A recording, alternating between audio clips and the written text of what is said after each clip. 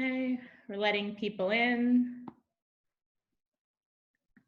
I want to welcome everybody. We're now in this virtual world that we're living in. People are coming in from the waiting room. So people should not be viewable. So people, if you have your camera on, I'd ask that you take your camera off. So Adrian, I see you there. Can you please take your camera off? I think you're listed because you're on the event with me. All right, so it's just Commissioner Lawrence and I want to welcome him, our Commissioner Ken Lawrence Jr. of Montgomery County, and also the chairman of the Elections Board, which is why we have him here today. So thank you so much for talking to us.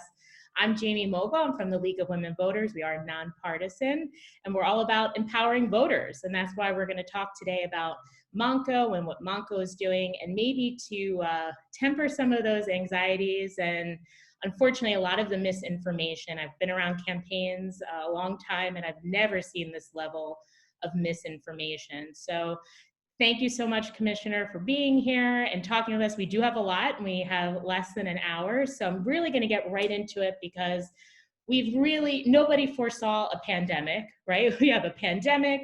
We have the first new voting reforms in 80 years, which is wonderful, but it also makes a lot of change. It's this perfect storm.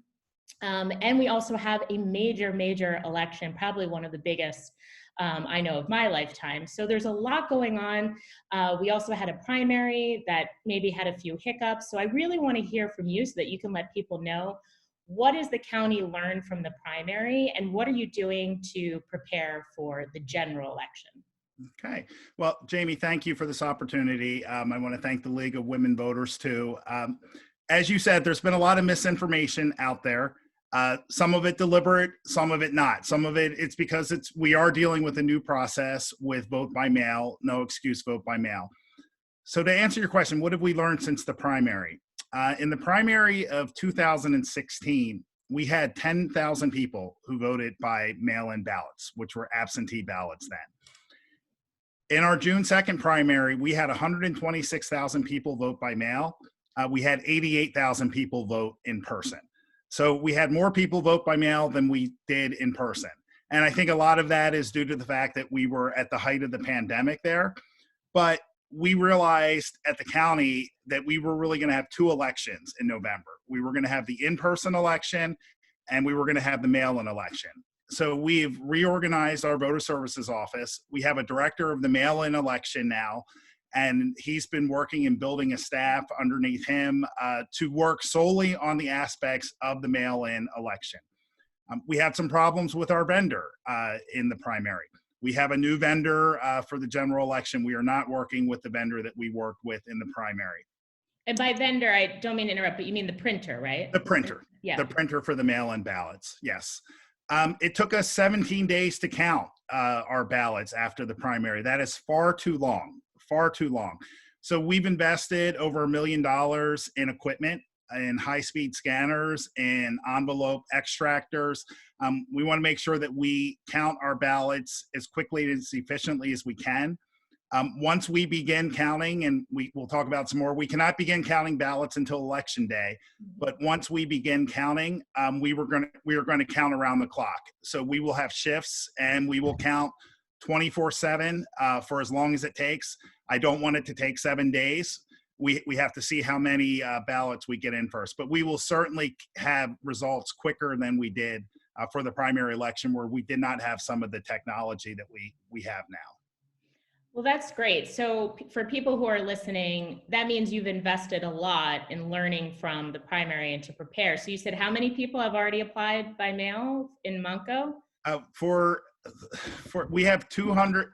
The last report I got was 217,000 people have applied to vote by mail. So definitely two elections, and we'll probably split that up here. We'll talk a lot about vote by mail, but we'll also talk about in person, because we do have so many options now, which is a good thing.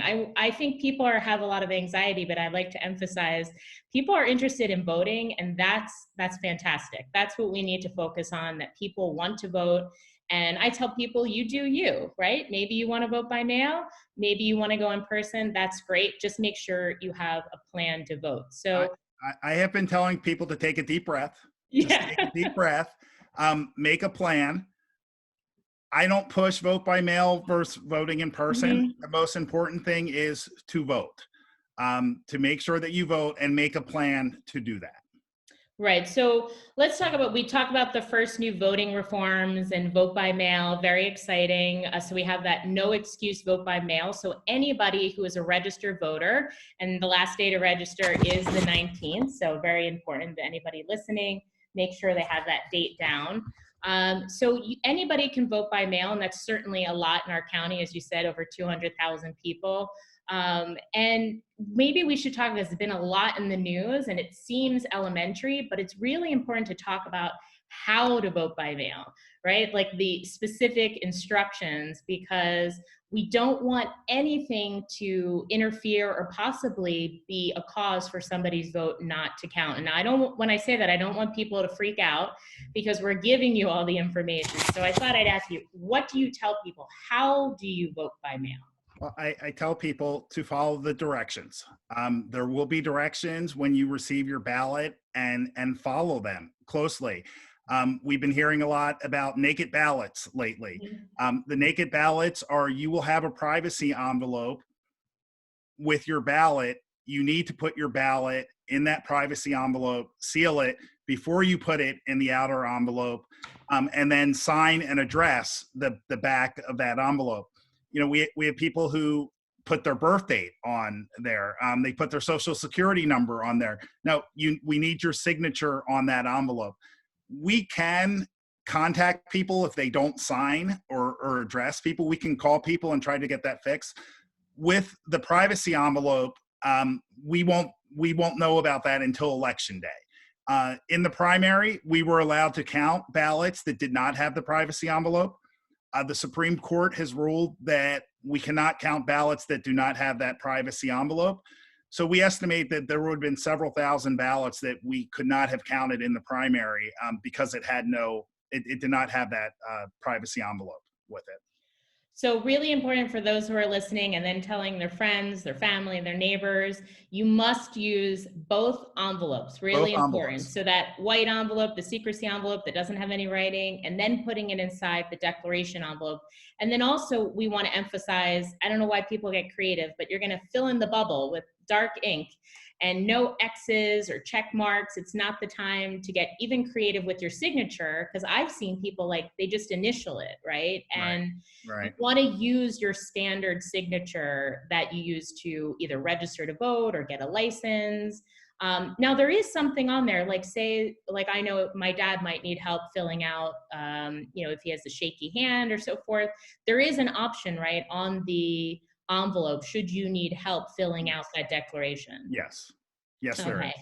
And then sure, so let's talk about, there's a lot of options to give back your vote by mail, right? So we're lucky that the state has paid for it, and people are a bit nervous about the post office. There has been significant defunding there. So what are the ways people can return their ballot? We will have 16 locations throughout Montgomery County that people can return their ballots. 11 of them we call drop-off locations. So those are locations where you will go up, there will be a box to put your ballot in. We have security there the whole time that ballot box is there. They are under video surveillance the entire time, and ballots are never left there. So they're returned to voter services at the end of each day. We will also have 4 satellite offices that'll be opening up on October 10th. You can register to vote. You can do everything at these satellite offices that you could do at our voter services office in Norristown. So you can register to vote. You can apply for a mail-in ballot. If you want to wait, it'll take about a half an hour. You can actually get that mail-in ballot, fill it out, top to bottom, bottom to top, vote the whole ballot. And then you can return that ballot right at the satellite office or the voter services office. The drop-off locations will be open until 8 p.m. on Election Day. The satellite offices will close on October 27th because that's the deadline for the mail-in ballots. So you can find all this information on the county website at www.montcopa.org. Yeah, and I'm going to put that in the chat for people. Right. There's an Election 2020 tab that will take you to the voter services page. We have a lot of commonly asked questions and answers there. but it also has a flyer with the drop-off locations and the satellite offices. I know this is Lower Merion, Narberth. There is a drop-off So there's a location. lot of people from all over watching. Right. Okay. Well, there is a satellite office and a drop-off location in Lower Merion. Yeah, and for those who are watching, this is recorded, and I am gonna, when I edit this and put it up, I am gonna share the image of that great list that you all did from Monco Voter Services of those locations. So going back to dropping off your vote by mail, so we got a few questions about, and this is again about people's concerns, will my vote be counted? So they think, okay, I shouldn't go, and people want to feel secure. They're voting, they want to know that it's going somewhere. They said, is it better to drop off my ballot at a Dropbox, or should I mail it? Postage is paid, or should I take it to a satellite office? Is there a difference there? I'm sure you'll tell me the ballots all get counted at the same time. I think it depends on when you get your ballot. Our ballots have started to be mailed, so they should be hitting today, tomorrow. It depends on when you get your ballot. I will tell you that in May, I mailed my ballot from the Bluebell Post Office, for those of you who know it, and it took 8 days to get to Norristown, from Bluebell to Norristown.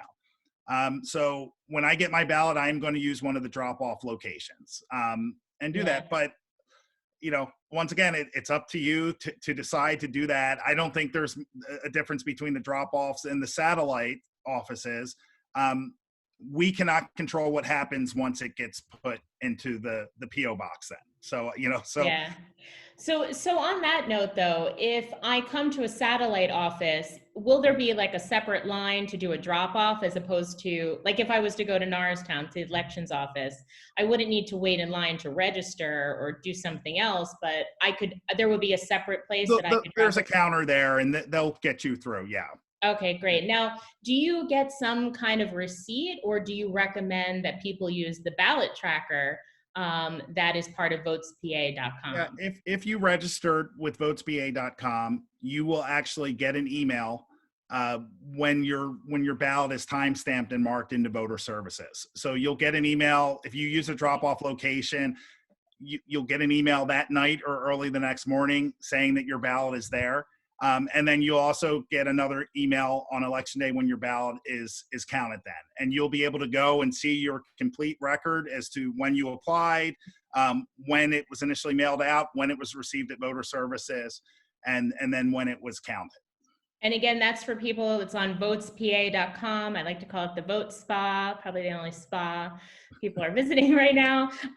But look, there are options and there's ways to feel secure about tracking your ballot that we didn't have even a year ago. So this is really good progress for Pennsylvania.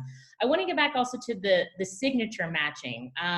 We did have questions about curing that signature, and you mentioned some that you did, but is there really a process for that? And should people count on something like that, especially if they're last minute handing in their ballot? Yeah, there's actually a lot of litigation going on with that right now. We will follow the Department of State guidance when we get that on signatures. But I think that, you made a very good point that it's no time, use your signature. Don't initial it, don't do it, use your signature. But there is litigation ongoing on how exactly that will be interpreted and can be challenged. And also about the drop boxes, there was litigation about this as well. Lots of lawsuits going on, and then one filed today as well about poll watchers, which we'll be talking about.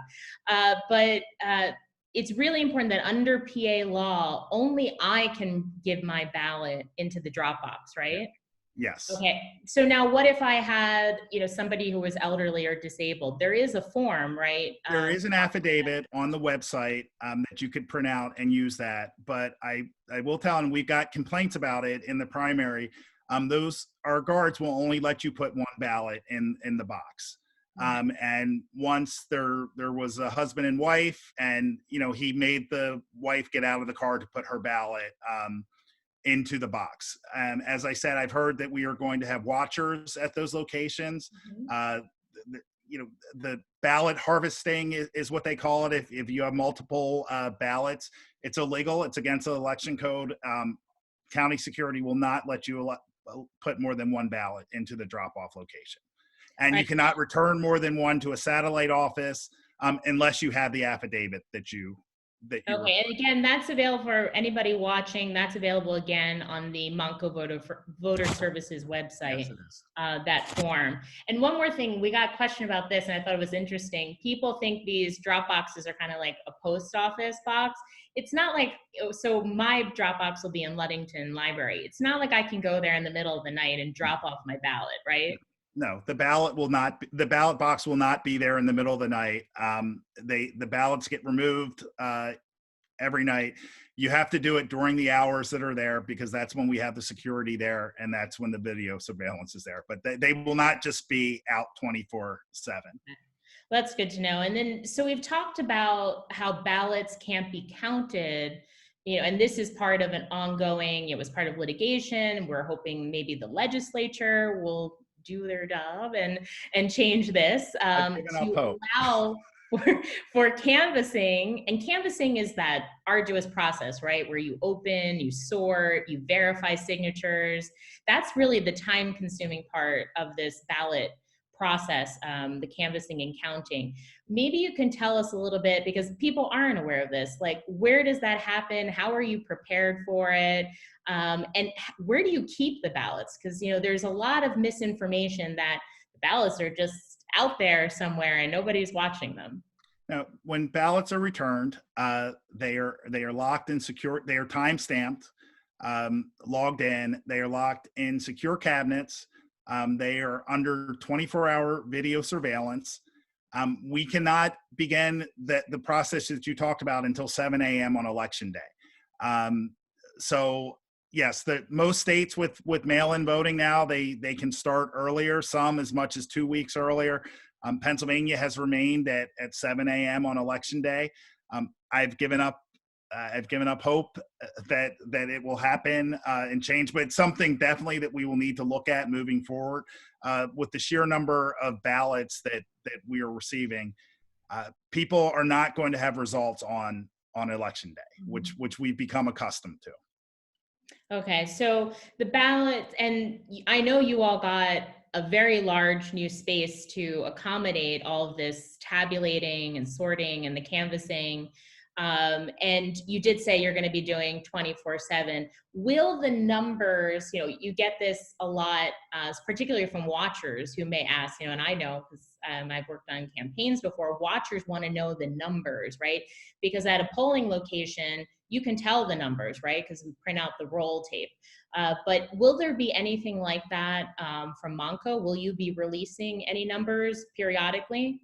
We will be releasing numbers. We are working out how we will release them and how we're, but yes, we will be releasing numbers. We know that we need to release numbers and be transparent. Yeah. Well, that's great. And I think also that might help, this whole idea about tempering people's anxieties and maybe countering that kind of sowing the doubt that there's two separate elections, right? And that they're not the same results, because they're going toward the same end result. And I mean in person versus vote by mail. But look, there's a lot of people who are saying now, look, I don't want to vote by mail. I applied to vote by mail, but I want to go in person. Can they do that? And what do they need to do? Yes, they can do that. And I've been hearing a lot of that as well. And once again, I would just tell everyone to take a deep breath. But if you choose to vote in person, after you receive your mail-in ballot, you should take that mail-in ballot with you to your polling location. The judge of elections can spoil that ballot there, and then you can vote as you normally would vote. If you don't have your mail-in ballot, if for some reason it was not received or you lost it or the dog ate it, you will have to vote by provisional ballot. It's a different procedure. We cannot count those ballots until the very end. We had about 6,000 provisional ballots in the primary, and a lot of that was, quite frankly, because people did not get their ballots. But I would urge you that if you decide that you want to vote in person, that's fine. but bring that mail-in ballot with you so it can be destroyed there, and then you can vote on the system as you would normally vote. Yeah, and I know because I work as a poll worker that certainly is a process that we're preparing for to take those ballots, because people, unlike the primary, you couldn't bring your ballot. So I've been trying to tell people that it's really important, and then also under the law, you can't just have the ballot itself, right? You have to have the ballot and the Bring the envelope. whole thing. So I tell people ballot package, right? Your whole ballot package needs to come with you to the actual polling site. And that's okay. You know, like you said, take a deep breath. There are options. I remind people there's options. So we talked about, you know, possibilities of reasons why ballots may not be counted. We talked about the naked ballot issue, making sure your signature, not getting creative, that you're using one of the various methods, postage, satellite offices, Dropboxes. But what if you're a first-time voter and you're voting by mail, right? I know I'm doing a lot of these virtual voter registrations for high school students, which they're incredible, by the way. I feel like Generation Z is going to save us. But what if you're a first-time voter? Can you do vote by mail, and how does that work with the signature? Oh, absolutely. You can absolutely do vote by mail as a first-time voter. They'll use the signature that you use for your voter registration then. So Can they come, because, you know, there is that signature where they have to send it in to you all at voter services, so it's a little bit more of a process. Can they go, like I'm recommending right now that they go to Norristown, but can they go to these satellite offices like right here in Narberth if they're a high school student in this area? Can they go and again confirm that signature in person? yes, everything you can do at voter services, you can do at the satellite offices.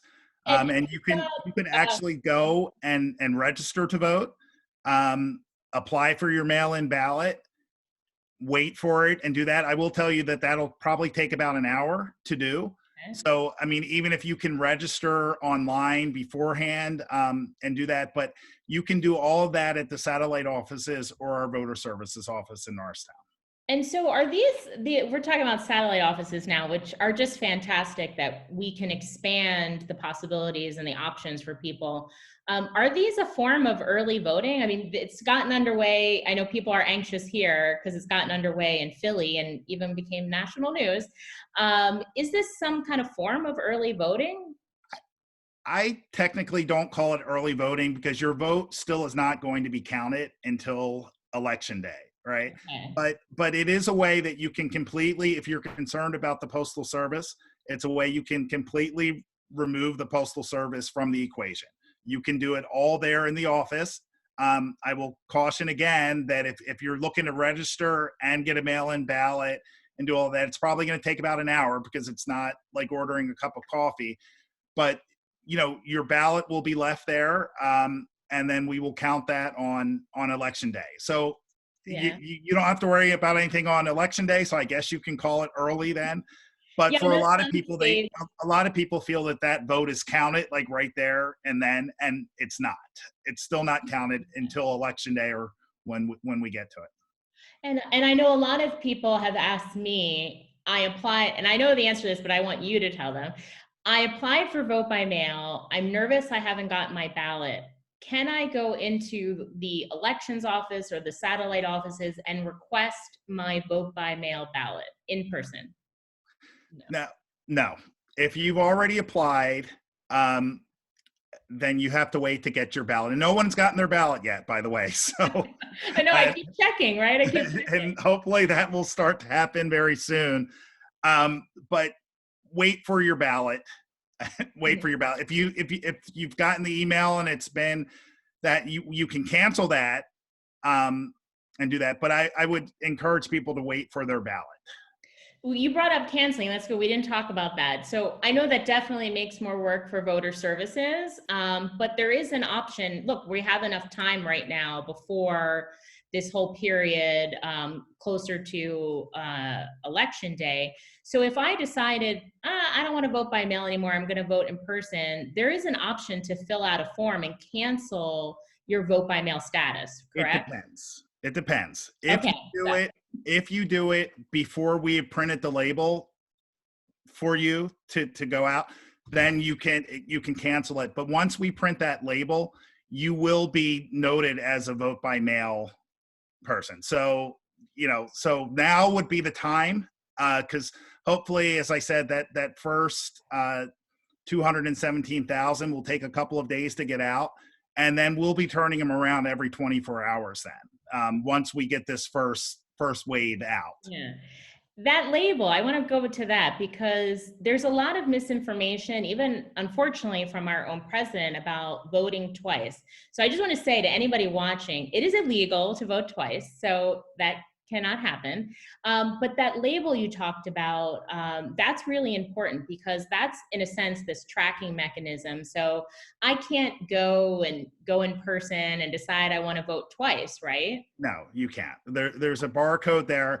And that's why if you don't have that ballot, when you go to your polling place on election day, that's why we have you vote by provisional ballot then. And we will wait and go through and make sure that we did not receive a ballot from Jamie. And then we'll count the provisional ballot. But, I certainly, you're right, voting twice is illegal, and we won't sanction it. So it would be very difficult, nearly impossible to do the way that the system is set up with the barcodes.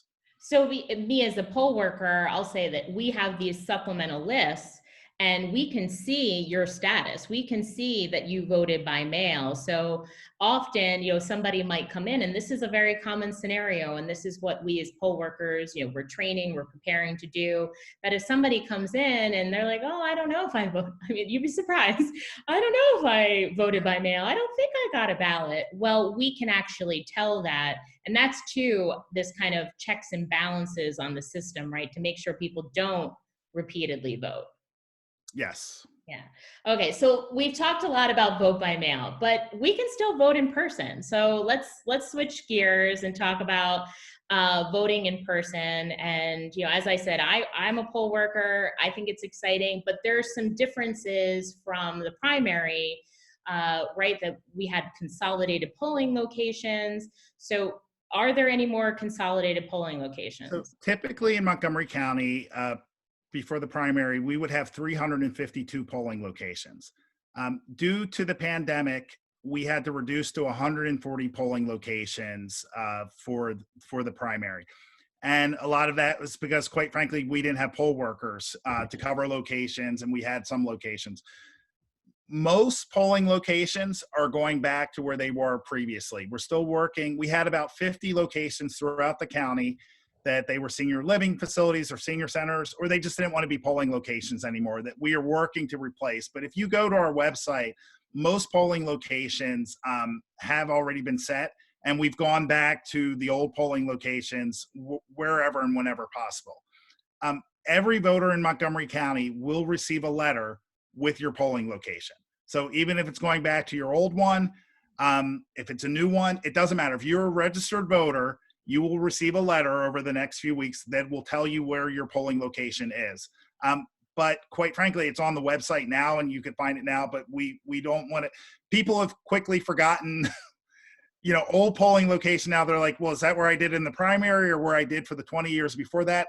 It's fine. You will get a letter letting you know where your polling location is. Okay. And again, this is all about what we said from the beginning, making a plan to vote. Plan.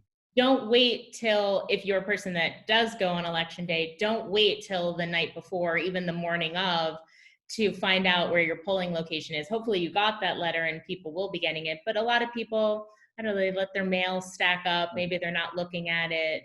But there are plenty of resources. Like you said, the Monco website, I know votespa.com.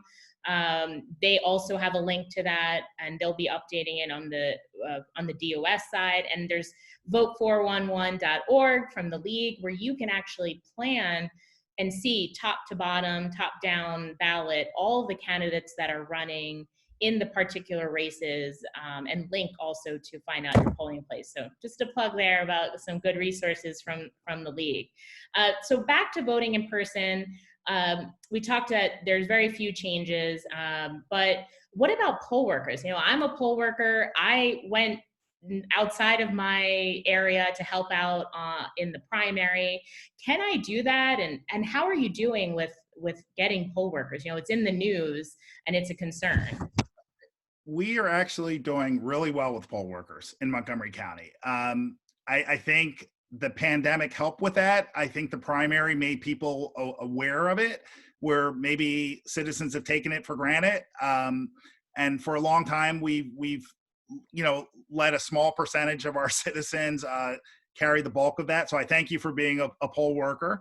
But we're doing really well with poll workers now. And it's a matter of assigning them. Where we still do need help is tabulators to help with the count of the mail-in ballots on election day and until those are completed. But after struggling in the primary, we have more people who have signed up for poll workers than we need right now. So I want to thank anyone who has done that. And we need to continue that. But I think people really realize now is, we need people there at these locations to help run the elections. And I call it a civic duty. I know you get paid, and we've increased the pay again for the general, but for the hours that you all put in and have to deal with, you're doing a civic service to help our democracy. Well, thanks. And I know some of the people who are even on today are watching that are judge of elections or even other poll workers within the space. But there is, maybe somebody hasn't heard yet that where they're assigned, and maybe you can explain why they might not know till closer to the election, that they might not be in their actual precinct, but there's unfortunately some limitations to that, right? Yeah. And we still have to work. Judges of elections are actually elected, but we have the ability to replace them, and we can do that closer to it. As I said, there are still some polling locations that we're trying to lock down, but that process has started. They've been reaching out. I hope that they've reached out to you. Training is going to start as well. We're going to have videos to help train and talk about some of these new things that our judges of elections haven't had to deal with before. I think they are going to have voters who are going to bring in that mail-in ballot. And based on the primary, they would tell them to vote provisionally then, but that's not the way it works. So there are some things that will change, and that's all being rolled out now. Okay. All right, so people shouldn't freak out if they haven't found out, particularly that they're not in their precinct area. So patience, right? I tell people patience. If they're interested in being a tabulator, should they also email that, voters at Montco PA? Voters at montcopa.org. Okay, yes. I'm gonna put that in the chat right now. Now, people, there's COVID, there's a pandemic going on. What are the precautions or the safety measures that are going to be put in place both for the workers and the voters that come in on election day? Yeah, we will have PPE for all of our election day workers. We did in the primary. We will again, hand sanitizers. We will be practicing social distancing as well there for spacing for voters. We are asking that everyone wear a mask.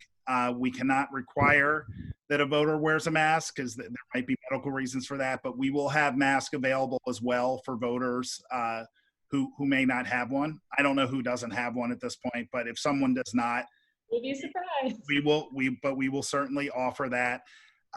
One of the things that I know that one of our neighboring counties did that I'd like us to look at is if you did not or would not wear a mask or could not wear a mask, then you had to wait until there was no one else there. We did not do that in the primary. I think that's something that we should explore for the general election.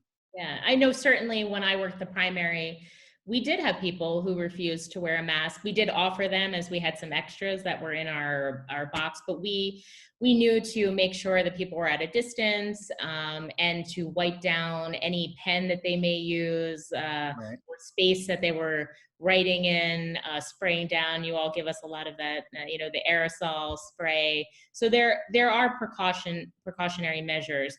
You had the shields too, right? Did you have? Oh, yeah, I had a mask, a shield, yeah. Tons of wipes. I mean, there's so many wipes.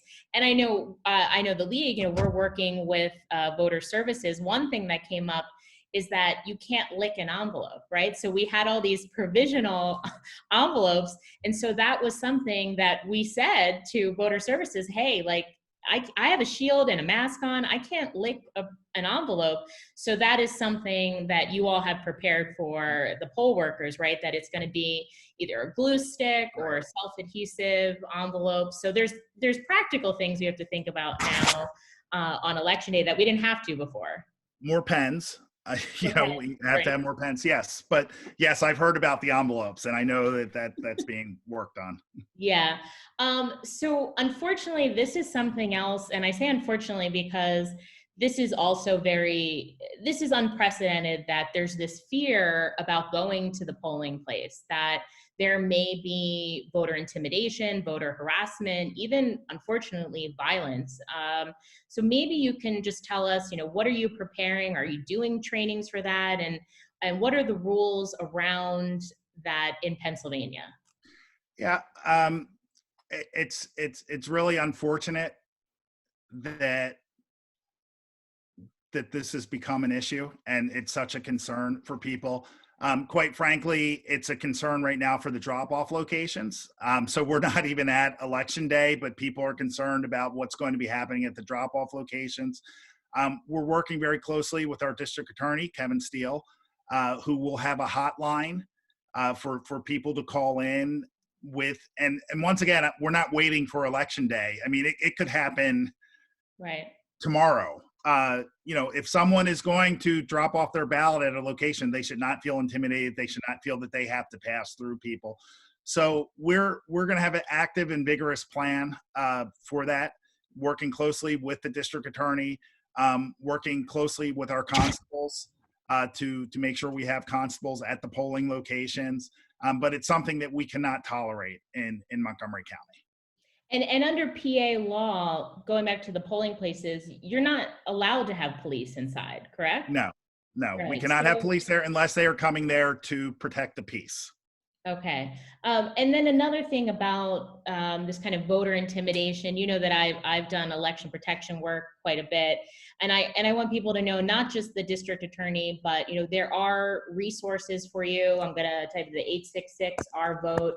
Literally, if you see something, say something, right? So that's the only way that we, whether it's the league or other nonpartisan groups or the county, you all at Voter Services, we can't do much unless we actually know about it. So I really encourage people, if you hear about something, if you know something's going to happen, please speak up and use these hotlines, communicate with Voter Services. I know you all have more voting, calling going on, more staffing, so that's great. And thank you, Adrian. She put it in the chat there, 866 our vote, which is in gazillion languages as well. So that's a shame we have to talk about that, about the polling place, but I think it is something, again, people have a bit of anxiety about, and certainly it's been in the news. And what's been in the news is about poll watchers. Maybe you can tell us like what a poll watcher is versus maybe like a poll worker. We're familiar with it, but yeah, the general public isn't. So poll watchers are assigned by campaigns, appointed by campaigns to watch the vote there. What we saw this week in Philadelphia was people were saying that they were poll watchers, but no one's been appointed a poll watcher yet. People, our satellite offices, people do not have the right. Those are offices. So people do not have the right to come in to watch you fill out your ballot there. Your ballot is not being counted at that office. So I think that's the misnomer there. It is interesting with our drop-off locations, as we've been informed that there will be watchers there. I mean, they're on public property.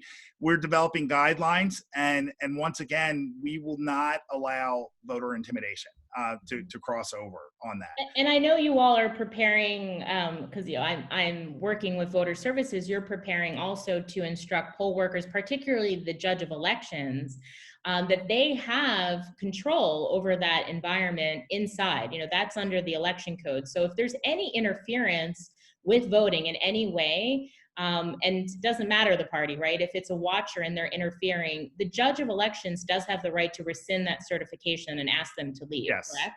Yes. Okay. So that's important, that people should know that the point is to get voters in and get them out. and make sure they cast a vote. So let's go to more exciting things, which is our new machines. So all 67 counties in Pennsylvania have new machines, and you can see if you haven't voted before the general election, which you really should, you will be voting on a new machine. And it's not the typical machine where you're pressing the buttons. Instead, you're filling in the bubbles like the SATs, and you're putting it into a scanner. So have these rolled out securely, and why did we get new machines in Monco? So in Montgomery County, this will actually be our fourth election on the new system. We rolled them out last year in 2019 in the primary. So the primary in general, and then the primary again. So if this is your first time voting on it, means you did not vote for me last year. But we will forgive that. We were already planning to do this, and we had been preparing for that in our budget. Our previous voting machines were over 25 years old. Not a lot of technology you probably still have in your home that's 25 years old. The governor had actually required it then. So for some of our neighboring counties, this is their first time doing that. But as Jamie said, I hope you have used them. You have used them before. It's very simple. It's a hand-marked ballot, and then it runs through. But it will provide a paper record then for audits, which we could not do on our previous system. So a recount on our previous machines, it was electronic. It was just a recount. But now we will have that paper record, and we will be able to do audits to make sure that those match up. So I want to emphasize that because people are nervous. They've even heard about foreign interference with our elections. There's these real buzzwords or dog whistles that go off for people to misinform them and create this anxiety. So it's important to know now we do have this ability to audit our elections, right? So that paper trail Yes. you talked about, we Yes. didn't have that before? We did not have that before. No, Okay. There was literally no paper trail before. Okay, so that's really exciting for people to know that our results can be confirmed. And I know there was what we in the election world call the risk limiting audit of our primaries, and that was successful, correct? Yes. Okay, so that's really good for anybody watching to know there's a reason why you vote on this new machine, which may not be as complicated, but as I tell people, you can't hack a piece of paper, right? Right. So we got one question. I want to go back to when you turn in your ballot at the polling place. So you decide, I don't want to vote by mail, but I come in. Are they allowed to mark up their ballot or open their ballot?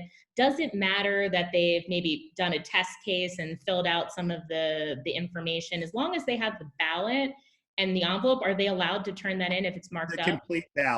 The complete ballot. Bring everything. Bring this privacy envelope. Bring it. So it's okay if they decide I want to practice and maybe make some notes on it. It says as long as they turn it in. Turn it in. Yes. Okay. That's important. Also though too, I think it's important, Jamie, people don't understand. You also can't turn in your mail-in ballot though at your polling location. Right. So yeah, we've gotten a lot of that. I couldn't get to a drop-off location, or it's easier for me to go to my polling location. The judge of elections can't keep that there then as a thing. So you either need to get that spoiled then and vote on the machine, or find a drop-off location and do that. But Okay. I think people have different choices now. People want to make sure, and it's new. This is all new as well. So once again, I'd say just take a deep breath. Make a plan, know your options, go to the website, ask the questions, but we will be putting more of a burden on our judges of elections now because this is something new that they have to think about and deal with as well. So this is really great. I know we covered a lot in such a short time. But I think the more we can give people information and cut through this misinformation campaign, I think the better people will feel, because they do have options. I encourage people to not stress about that, but be excited, because in Pennsylvania, maybe we're a bit reticent to change, but other states have been doing this vote by mail, right, for decades. I mean, some states are even just completely universal vote by mail, and it has been successful, right? Yes, red states, blue states. Yes, there are states that have been doing this, and we can learn from them, and hopefully we'll be able to implement some of the things that they've done as well. But it is new for Pennsylvania. We are slow to change. But as I said, we had more people vote by mail in the primary than we did Yeah. vote And in people are person. voting. That's Yeah, the people exciting are thing, right? Because there are still, unfortunately, terrible numbers. Like 1 in 5 people aren't registered to vote. So if you're watching this, take out your phone, go to votespa.com, hold your family, your friends, your neighbors accountable, check their registration status. You want to make sure if you haven't voted. And how long is it? Sometimes if you're, if you haven't voted in a long time, you may not be registered. might not be on the rolls, right? So how long is that if they haven't voted? I think it's 2 presidentials, or Yeah. yeah. So unfortunately, sometimes life interferes and you're not voting. Make sure you don't wait. Again, we're heading up on that October 19th deadline. It's really important that you check your registration status. Votespa.com. We talked about the Monco PA website, and that you need tabulators, because I want to Yes. repeat that again. And Um, the deadline to apply for mail-in voting is October 27th. Some people don't like me to say this. If you wait until October 27th, you're waiting too long to mhm. do that. It's highly unlikely that you're going to get your ballot back and get it back to us by November 3rd. So we will have the satellite offices for people to take it to use. But once again, just make a plan. Make a plan now. Stick with it. If you have that mail-in ballot, don't hold on to it. I don't know who's undecided. Maybe someone is, but make your decision. Fill it out. Take it to a drop-off location. Take it to a satellite office, or use the postal service if you feel you have enough time to do that. Just make a plan. Yeah. All right. Well, this was thank you for giving me, an hour of your time. Thank you for talking to us, because I think it really matters to hear it directly from those who are administering our elections. And most people aren't even aware that it's different county to county, right? If I was to go to Philadelphia, they vote on a completely different machine and have a different administration for their elections. So I really appreciate it. And I just want to give you like a minute I know you said make a plan, but if you have any final words that you want to say to people if they're watching about Election Day and what Monco is doing. I want you to know that the county is working very hard on this. It's our top priority. Uh, by Election Day, we will have tripled the size of the voter services office. We have made investments in equipment. We have made many investments in security, which people always want me to talk about security, and then security says, don't talk about security, because we don't want people to know. But we are doing everything within our power to make sure that we have a safe election here in Montgomery County, and to make sure that your vote gets counted. However you decide to cast that vote, whether it's by mail or in person, we want to make sure you can do that safely, without intimidation, and that your vote gets counted. Well, thanks so much. And I know this, it's no longer about Election Day, it's about election season. And definitely at the League, we're very busy. I urge all of you to go follow us social media. If you have concerns, if you want to talk to voter services, you can certainly direct message us. We have candidate forums, everything in this virtual world right now.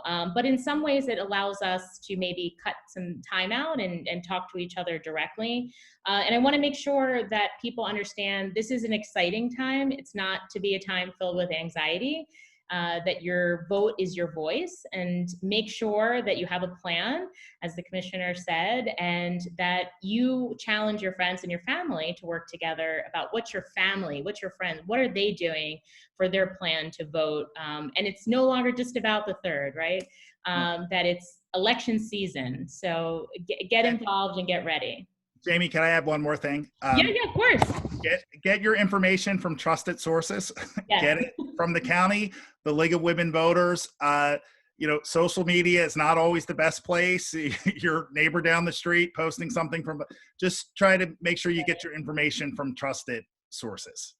Exactly. And so maybe it's not always the best thing to cut and paste and put into your Facebook stream, right?